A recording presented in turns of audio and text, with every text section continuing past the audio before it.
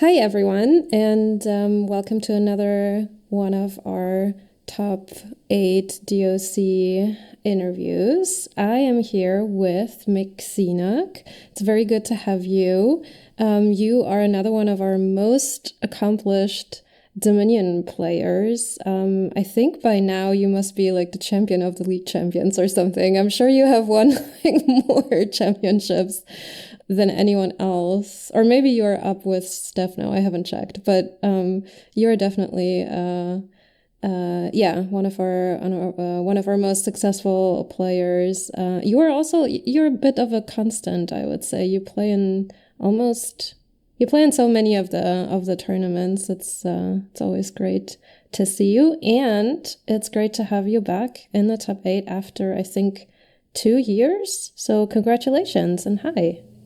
Thanks. I think it's been a lot longer than 2 years. Really? I don't often make it very far in this tournament. Oh. Because I've won it before and its predecessor, but I may have made another top 8 at some point, but my seed is never very good. Or at least not in the recent years. And so I often have to play one of the top 8 seeds in like the second or third round.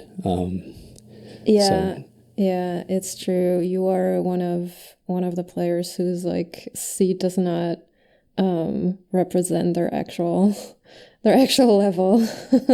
So I've been eliminated even in I think like the round of 128 or before. Though it was like losing to, I think this year the seeding is a little less.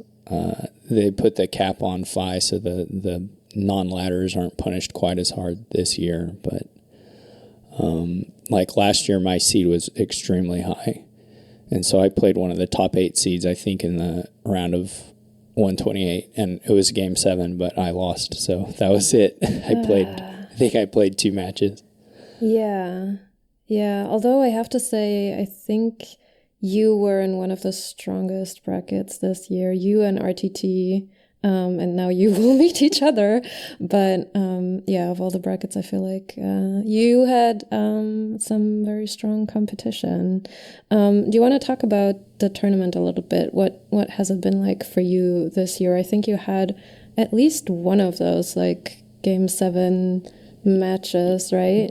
Yeah, I've had a pretty harrowing experience. I've had two game 7 matches, and I mean my second round was playing somebody who's in B division right now, and that was a game 7. My first round, I'm sure I've lost the most games of anybody who's still in the tournament, because I don't think any of them played in the first round besides me, and then I lost 2 games in that first round also, which was not great. But but then I had 2 game 7s against El Taco and Heron.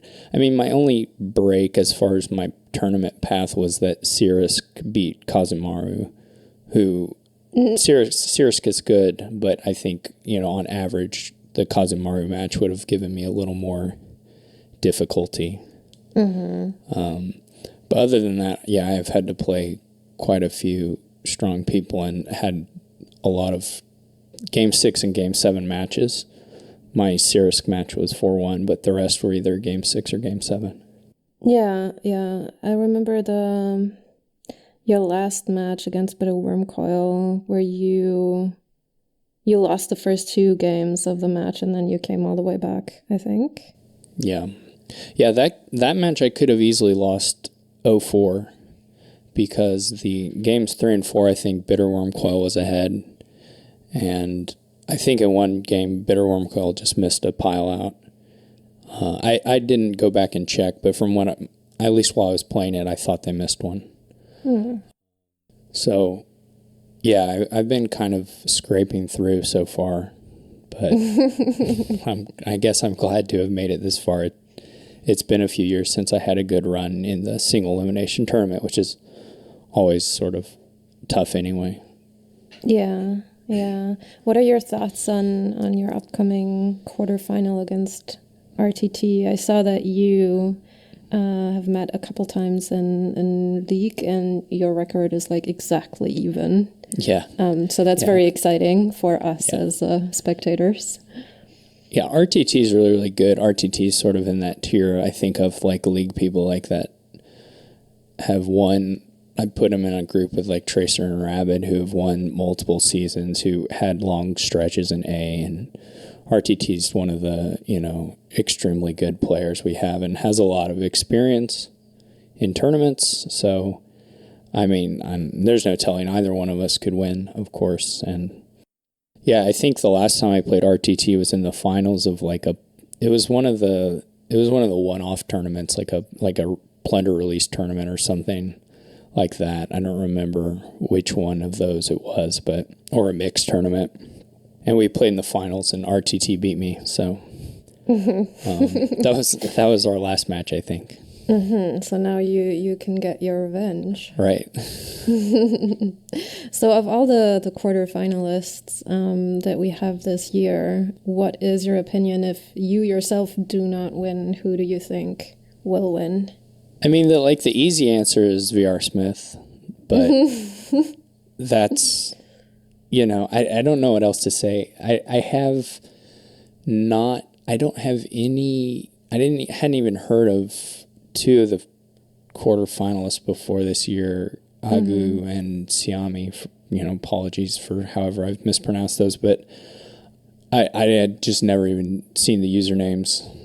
I watched Agu versus DG Hunter to get the last match to get into our top 8, and they played well. But other than that, I don't have strong knowledge of those two. Or really, I've watched Silly Potter play before. I think I've commentated one of the championship matches they had one year. But I mean, I'm sure anybody who's left could win it.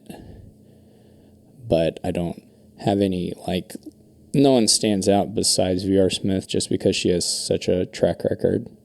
Yeah. And the rest, in comparison, just don't have that. But that doesn't mean that they can't do it. Yeah. Yeah.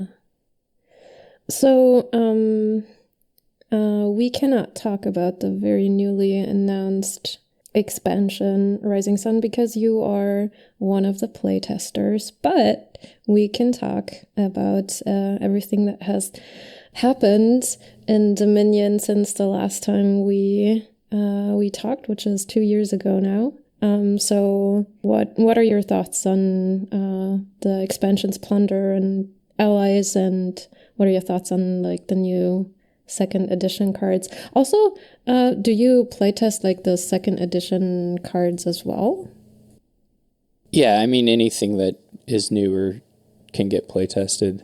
And I get to see the cards as Donald X is developing them, and then I also do a good amount of playtesting for both of the software versions on Dominion games and Temple Gate games that I've done over the years. I mean, so I get to see everything for quite a while before it actually comes out.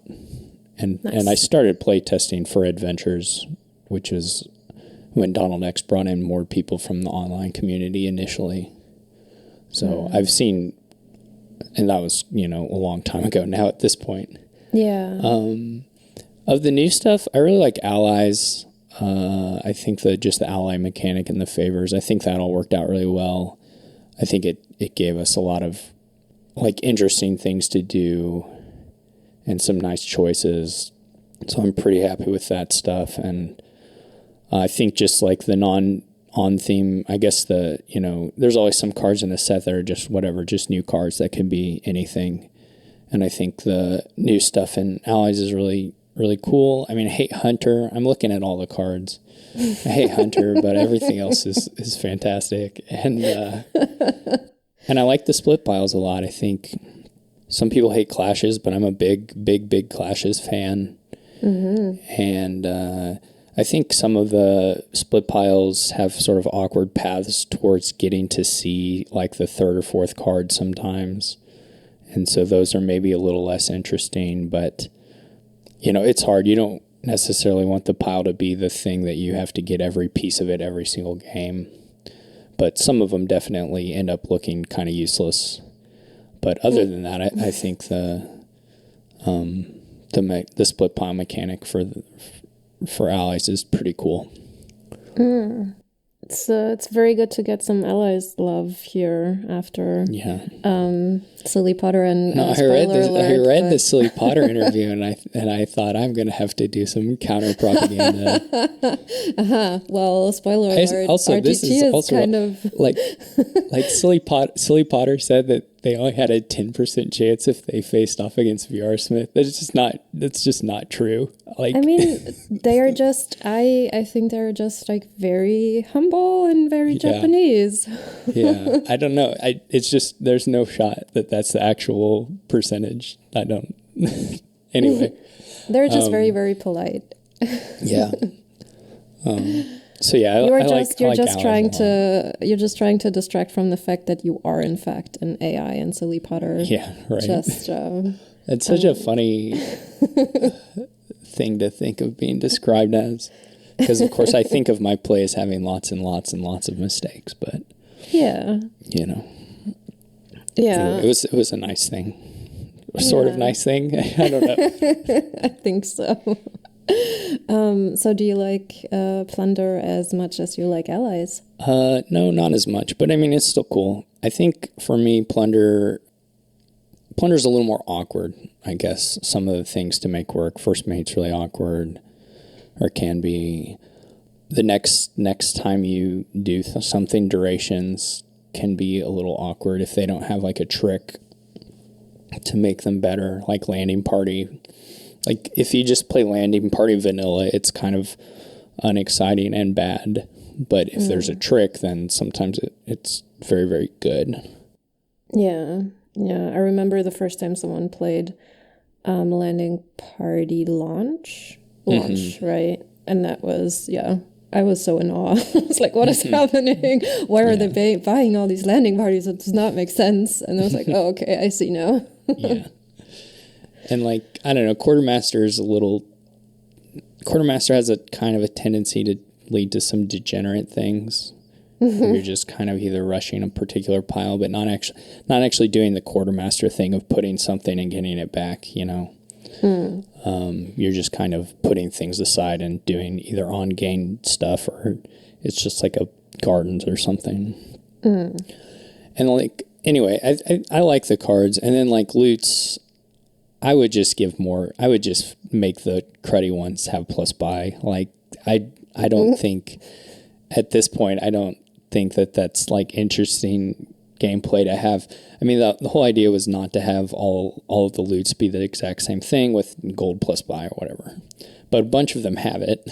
And so now the ones that don't have it seem so awful.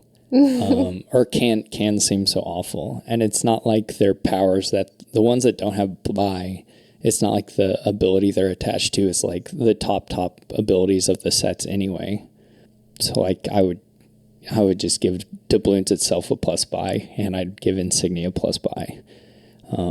But that's how I feel about it at this point. I still like the basic mechanic of getting this surprise super treasure, but the thing where you have to jump through some kind of hoop to get a loot, and then you get a loot that is terrible, it feels pretty bad. Yeah. Especially when sometimes the loot that your opponent gets, or that even that you get, if it's a good one, it means you get to do the next hoop jumping more easily. And so it can kind of compound. The plunder events rule, they're awesome. And traits I'm not so excited about, because traits have this tough time because it's two random things, right? The random card and the random trait. And there's a lot of different combinations of that possible, and they're not all winners. In fact, they're pretty often not important. And so the traits aren't super successful in my opinion, but that's just me. I didn't watch like the whole video, but somewhere in during your first league match of the current season 60, you said something like it was like a kingdom with, oh my god, what is inherited? And then and you had a pretty strong reaction to that. Yeah. Can you talk about that? I don't really like inherited at all. Okay. At all is maybe too strong, but it's I can remember playing the board Hawk and I rolled had inherited Sack of Loots, and I played games of this in playtesting. Right, it's an inset thing that can happen, and I randomly rolled one at some point, and it's just like a really heavy influx of strong treasure very quickly, and I think it's a little boring because I mean Hawk and I's my game wasn't that bad. I mean, it was bad for me because I bottom decked my opening buys, but there was still like stuff to do. But sometimes it's like you get your inherited Sack of Loot is putting so much good treasure in your deck so rapidly, you don't have time to like pursue other things. You just can green really, really early. Or maybe you just like, I can remember the board I played it on was like, it had Den of Sins. So I bought Den of Sins, played the Sack of Loots, and bought Provinces, and that was the whole game. And it lasted, I don't know, 12 turns maybe or something, if that. And just to churn through the provinces. But I don't know. For me, inherited is fine. It's like it's okay. It's like a twist, but it's there's no choice involved, right? And it can sometimes accelerate things into boring directions, in my opinion. So. Well, I'm sure you want to tell me all about Trail now and how much you love it, and that it's the best card ever. I mean, I like Trail. I don't have any. Whee! I know I have been following the other interviews. I know VR Smith didn't give you what you wanted. No, I think Trail's great. I mean, I think it's cool that it just reacts on anything. Just all the things make it do its thing. That's fun. Yes. Yes. I don't have much else to say about Trail, but I like it. Perfect. Thank you. All right. We talked a little bit about players before, but do you have anyone that you, in your long league career, and like you were playing like all sorts of other tournaments, but is there still anyone that you have not played against that you would like to play? I don't really have anyone specifically. I mean, if you point to a group of people that I haven't played as much, it's the Japanese players, and obviously there are like a lot of strong players. So, I mean, it might be nice. I don't believe I've ever played Silly Potter or the other two Japanese players still in the tournament. So it'd be nice to play one of them, I guess, at least if it's for somebody new. Other than that, I don't really have anyone in mind, I can't say. Because I've played most of the very good people over the years. Like, I have pretty good coverage there, so. Yes. Yeah. I don't fall, maybe there's somebody who's, like, doing really well on ladder and doesn't enter any tournaments at all. I don't know. I don't follow ladder all that well, so there could be someone there, but I'm not aware of them. Yeah. Did I ask you the last time why you don't play ladder? I don't know. We did the interview for your Dominion League podcast, but I don't remember if we talked about it. I guess, I don't know, there are a few reasons. One is, like, I did it. Like, I did ladder for years on other clients. Like, it wasn't like I never laddered. When I was learning the game, I was playing on isotropic and I was ladder grinding. Not as crazy as some people do, but, like 1,000 or more games in a year. And that was like my first year of Dominion, and I did it. And then when the other clients, it kind of decreased from there. And I laddered a little bit at the start of Dominion.games. Like, I've been at the top of the Dominion.games leaderboard. But it was like, I don't know. For me, ladder has, like, components that I don't enjoy, which is that it's a little compulsive, or can be, as far as, you can just do one more game and then you can have spent a couple hours or more playing. just like that. And then I don't know, these some of these things aren't so important, they kind of add up, but I think the idea that if I start laddering, I won't be satisfied until I actually am at the top of it means there's no like, I don't know. I didn't mind doing that at some point because it's kind of nice to have a goal, but it's not like there's any guarantee I could get there under some particular set of time. And so to have that kind of become like a focus, I just don't really want that right now. Yeah. And I kind of have that competitive mindset. If I start doing it, that's what I'll want to do. Yeah. I don't know if that makes any sense at all, but. Oh, totally. Totally. And there's some aspects of the design of the laddering that I find obnoxious. Like I can't unilaterally mute spec chat in there. And so people are just, it's fine. Like, I don't care if people spec, that's totally cool. But people want to pop in and like, is this league? Is this tournament? And it's like, I don't know. It's almost like having, I don't want to describe it because these people are acting in completely good faith, but it's like mildly annoying. Yeah. No, I get that.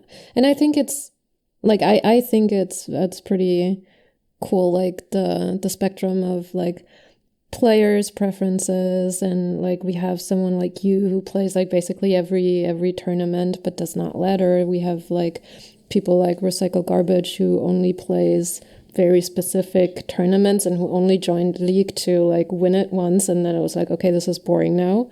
And so it's pretty cool to see, I think. And then we have, like you said, we have people who only ladder and do not play any tournaments. And so I don't know, there are a lot of people who are like really strong, but I never see them basically, and only maybe interact with them on Discord if they are active on Discord. So yeah, it's pretty cool. Do you spectate other people's matches, and if so, who do you like to watch?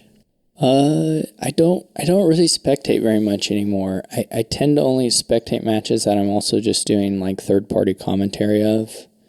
I did watch 2 matches from I watched Sirisk versus Kazumaro, and I watched Agu versus DG Hunter, but those, and maybe I popped into another one, but those are, I think, the only matches I watched from this tournament. I used to spectate a lot. Like when Dominion Games first got the license and came out, and spectate was this new thing, I spectated a lot. But that was, 6 years ago or so, 5 or 6, whatever it was, 2018 maybe, nearly 6 years ago. And at some point I just kind of stopped doing it as often. And these days I don't hardly do it at all. Unless, like I said, I've volunteered to do some third-party commentary on something. So I don't have any players I follow specifically. I mean, I like to watch the high-level players more than others, but I don't feel, that's not the only condition of it, and I don't have anybody I follow at all. You could commentate some of the consolation bracket matches, like when it gets to I will definitely do that. I don't know how much I'll do, but I'll definitely do some. Cool. Once there are a few less people there. Well, also the consolation bracket is crazy this year because like the winner of the consolation bracket will certainly have been someone who could have won the normal one. Definitely. And that's kind of a little bit off. I mean, last year, and we've only done it twice, so to say there's like a trend is maybe a little misleading, but it's kind of an artifact of the size we got to this year where we didn't make it to the full 256 round. So we're kind of taking players from a round later than we did relative to last year. And also there just were a few like upsets. So yeah, there's like a lot of really good players in the consolation bracket, which is cool. Definitely a lot of fun. And then the consolation bracket also runs later, right, than the main bracket. So it'll be cool once the main bracket is wrapped up. It'll be cool to still have another part of the tournament still going. Yeah. It depends on if people play ahead or if we But if it just stays on like the week schedule, then yeah, it should be going still for maybe 2 weeks past the other one. I'm not sure exactly. We will see. So, yeah, that's true. That'd be nice that overlap they won't overlap in a way that people will be able to watch it all probably. Yeah. So I have another 2 questions that are non-Dominion related, but I forgot I have a third one that I need to ask you. How's the free cell going? It's okay. I haven't really hit the free cell books, so to speak, to really ramp up my play. I'm just muddling through as one does with free cell. I'm sure there are approaches that would that I'm not employing, that I'm leaving on the table. I'm sure my overall strategy is not strong. But we'll see if I get the motivation to hit the books and really ramp it up. The free cell guides, yeah. I mean, it exists. Like there's no doubt that's on the internet somewhere. There's no question. Yeah. I do enjoy like a little bit of solitaire every now and again, and I also played a couple free cell games, and I don't know if it's like just the iteration that I have that comes with like Windows, but my free cell, I already like play it on the highest difficulty level, and still like I have not lost a game yet, so it's very confusing. Like, this is weird. Well, I don't know. Free cell, part of free cell's thing is that like the one that originally came packaged with Windows, the selection of seeds, random seeds that it had, like almost all of them were solvable. Mm-hmm. And in general, like in the space of possible, in the space of possible deals you can get, I guess, way more of them are solvable than not. Like free cell isn't like hard necessarily. But I don't know. I'm sure there are like pathological cases where it's really difficult or impossible, but they're not common, I think. Yeah. I don't know too much more to try and say something, because then I might just be, making something up at this point. But I think what I said so far is like roughly true. All right, I will peruse the guidebooks and see what they say. So, speaking of books, what is the best book that you've read in the past year? Okay, so I have an answer, but it is gonna be a trilogy, if that's acceptable. Not at all. It's completely unacceptable. I can't believe this. Yeah. Yes, okay. Yes, please. So this is a series I've read before. So this is a reread, but I did do it in the past year. So This is the Farseer trilogy. The first book is called Assassin's Apprentice. It's written by Robin Hobb. Mm-hmm. I don't know. I'm not good at sales pitches, so I almost don't want to attempt one. But okay, it's about this kid in his awful life, and him growing up. It is great. Okay.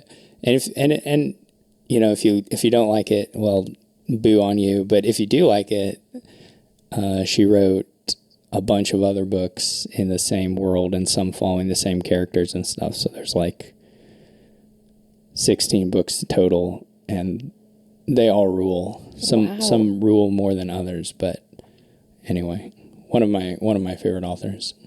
Nice. Thank you. I will put it on my long list of books. I have been reading a lot more this year due to the fact that I got a library card again after years and years of absence, and so I have kind of like inhaled a lot of Brandon Sanderson this year because everyone keeps telling me it's great. And I think like the second, oh my God, the Hero of Ages is like one of the best books I read this year. It was so fun. It was so good. Yeah.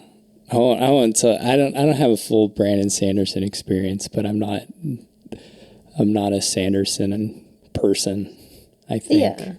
Yeah. No, and I definitely read too much too fast, because I don't know, certain things bothered me, and then that kind of compounded. So I'm taking a Sanderson break right now. Also because the books are so long, like that's not reasonable. Yeah. But yeah. I read some Sanderson books this year because I was also rereading The Wheel of Time, and he finished The Wheel of Time after Robert Jordan passed away. And so I don't, yeah. So I did read some Sanderson this year, though not exactly by choice. I've heard good things about that though. I heard that he did a good job finishing that. Do you agree? I I think it was like an impossible thing in some sense, right? I think he did it with a lot of like love for the series and respect for the series, and he did a job. I mean, like he got it done, and like gave the fans an ending, which is I think something people really, really appreciate. I don't love the books that he wrote in the series, but they're okay. but I don't know that, like I do really think of it as kind of like an impossible thing to meet Yeah. like the expectations and to finish a series that wasn't your own, so Yeah. I appreciate the work he did to do it, and I don't particularly like the books. Okay. That's fair. All right. So, my last question for you is, what is your favorite food? I'll just say eggs. I really like eggs. In any particular Lots of or forms. fashion? Lots of egg forms are acceptable and good. I like them fried. I like them scrambled. I like them soft boiled. All right. Poached. It's all good. As long as it's not been cooked too long. I'm good with it. Perfect. Well, thank you very much for taking the time, and good luck for your quarterfinal match, and good luck in the rest of the tournament. Thank you, and thanks for doing all these interviews. I enjoy them every year. Of course. Well, have a good one. Bye. Bye.